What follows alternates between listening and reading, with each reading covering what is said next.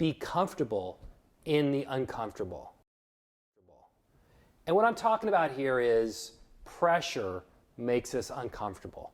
But the most successful people are comfortable in the uncomfortable. Really, you have to think of two different animals. The first animal is a situation with no pressure, and the other animal is the situation with pressure.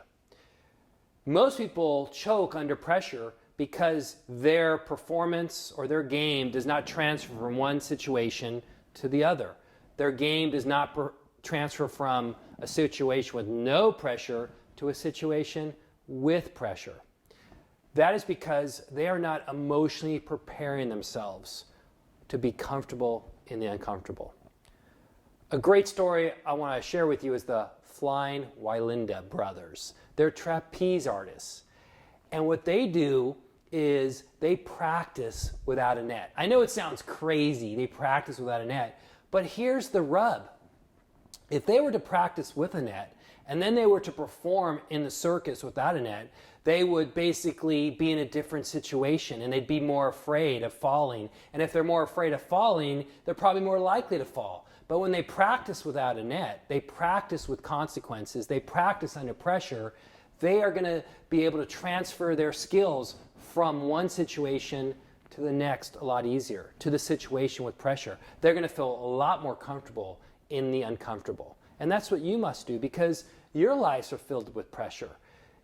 You have to be at your best under pressure all the time. So how you do that is you practice with consequences. Let me give you a situation.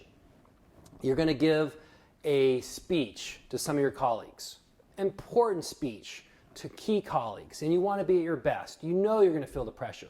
Here's how you practice. You do your speech in front of your friends or colleagues.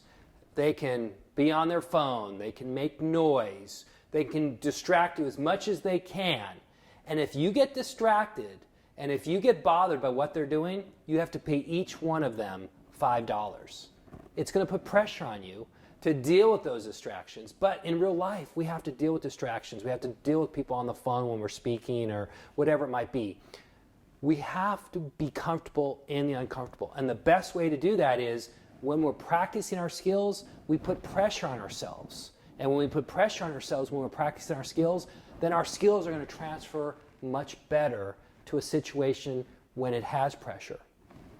So to be comfortable in the uncomfortable, practice with consequences. And when you do that, you will be your best under pressure.